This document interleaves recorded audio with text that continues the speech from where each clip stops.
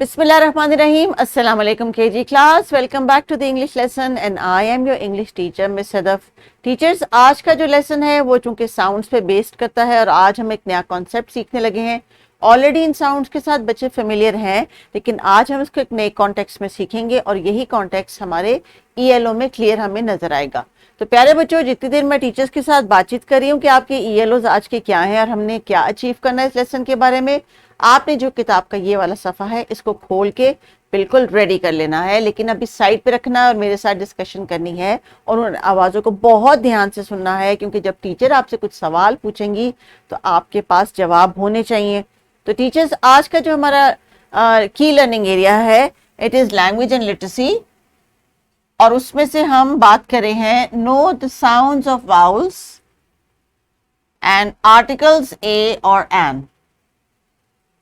ना सबसे पहले टीचर्स के हमने जब बच्चों को साउंड्स के साथ फेमिलियर किया तो साउंड्स कुछ इंग्लिश लेटर्स की ऐसी है जो कि सिमिलर लगती है, लेकिन in some context they are differentiated, specially the vowel sound. So अभी हम देखते हैं कि वाउल्स क्या हैं। Teachers, this word is not vowels, लोग इसको जनरली गलत प्रोनाउंस करते हैं। These are vowels. Vowels means there are certain number of alphabets in English language.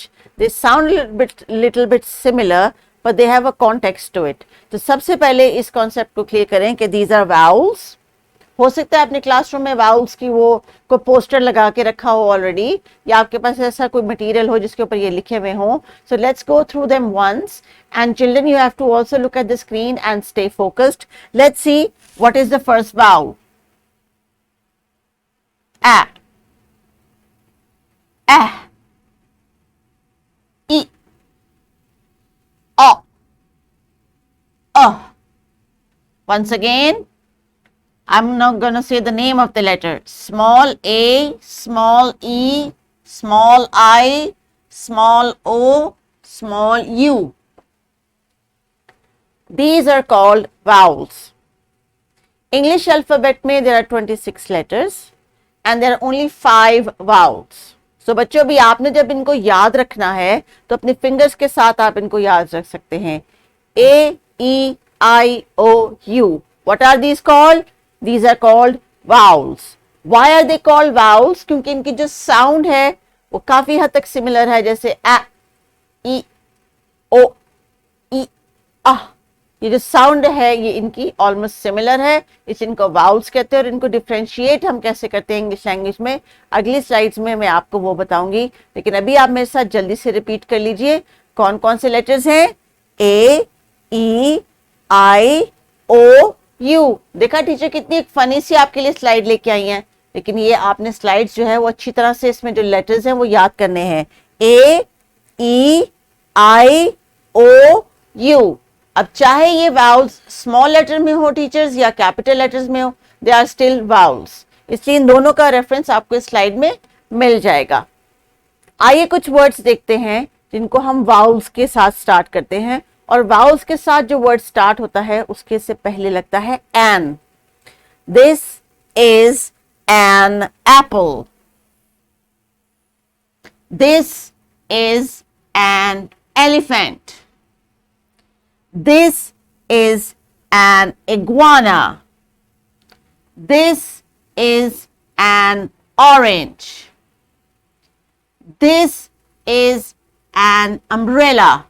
Once again, apple starts with A, elephant starts with A, iguana starts with E, orange starts with O, and umbrella starts with O. तो जो इनकी initial sound है, ये sound की जो पहचान है, इसके बाद हम इनको इस तरह से अंडरस्टैंड करते हैं that we write N.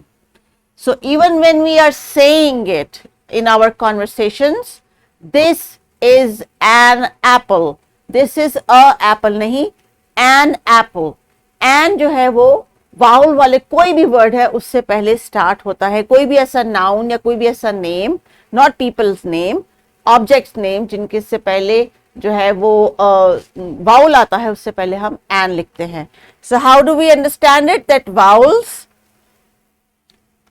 Have an before the starting word. For example, an apple, Certain examples are given here. Teachers, आप और examples और उनके फ्लैश कार्ड्स बच्चों के साथ लाजमी शेयर करें, क्योंकि वर्ड बैंक का जो आपके पास बॉक्स है या आपके पास जो लाइब्रेरी कॉर्नर है, you must have a lot of text material जिसमें से बच्चे फ्लैश कार्ड्स में से निकाल के जब उस ऑब्जेक्ट का नाम लेंगे तो they will think is does it start with A-E-I-O-U?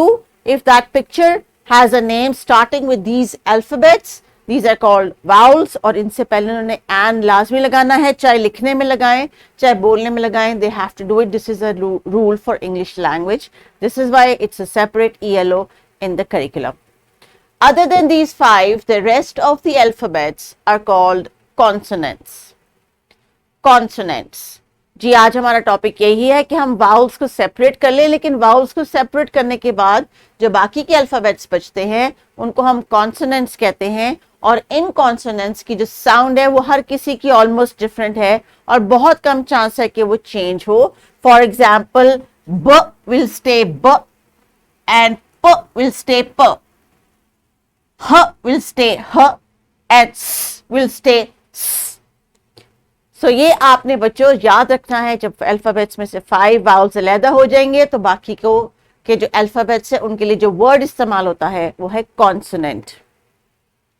Now let's see where do we use a. An हम यूज करते हैं वाउल्स वाले वर्ड से पहले, और कॉन्सोनेंट्स वाले जितने भी वर्ड्स हैं अराउंड यू उनसे पहले हम अ इस्तेमाल करते हैं। जैसे कि this is a ball, this is a ball, this is a goat, this is a jug of water, this is a hammer, and this is a duck.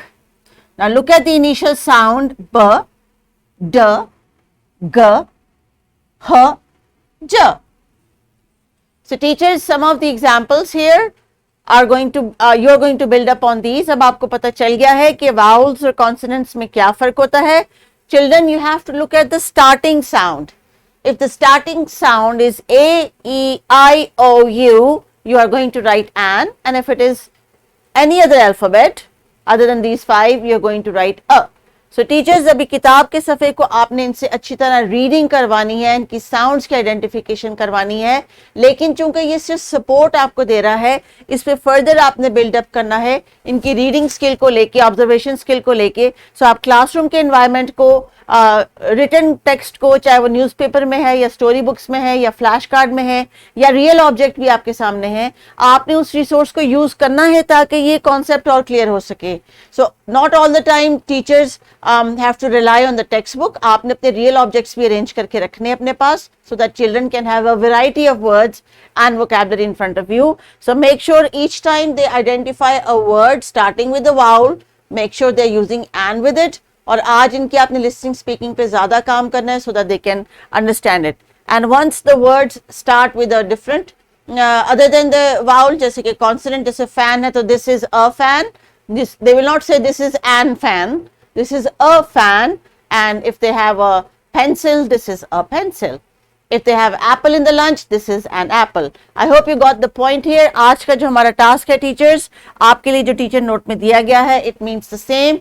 You have to build on and you have to make sure students understand what are vowels and what are consonants. अब आप teachers बच्चों को individual reading के लिए ये page देंगी.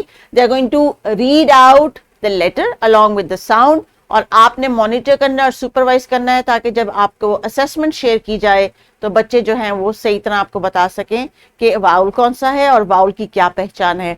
सो there is an activity here given for craft which you can do after this lesson once they have done all the reading. इनको ice cream sticks दें और छोटे छोटे वाउल्स जो हैं इनको किसी भी शेप के कट आउट पेन को काट के दें या इनसे कहें कि ये खुद ही कटिंग करके अगर उसको पेस्ट करते हैं. They should have their own vowel set of vowels displayed as a prop in the classroom. आज का जो हमारा ELOs है टीचर जिस पे आपने फर्दर बिल्ड करना है, because I have done my part, I have explained the concept and some pictures. अब आप क्या करेंगी, आप इसी आइडिया को लेके चाहे तो इस वीडियो को बार बार रिपीट करें, लेकिन you have to add lot of words in it ताकि आज बच्चे जो हैं साउंड्स के साथ फेमिलियर हो जाएं उन चीजों के नामों से जिनमें वाउल से स्टार्ट होता है और उसके बाद वो उसके साथ आर्टिकल और एन का जो इस्तेमाल है कि दिस इज अ एप्पल और दिस इज एन एप्पल, इसको इस्तेमाल कर सकें सही कॉन्टेक्स्ट में. इसी को फर्दर प्रूफ करने के लिए आपके पास एक एक्टिविटी वर्कशीट है। आज बच्चों ने जो है आइडेंटिफिकेशन करनी है और डिफरेंशिएट करना है कौन सा अल्फाबेट कॉन्सोनेंट है और कौन सा अल्फाबेट जो है वो वाउल में आता है। There are 5 vowels children, 5 fingers के साथ आप इसको कॉन्सेप्ट को याद रख सकते हैं। So carry on with the activities and make sure that you remember your vowels and consonants in the next lesson. Take care and अल्लाह हाफिज।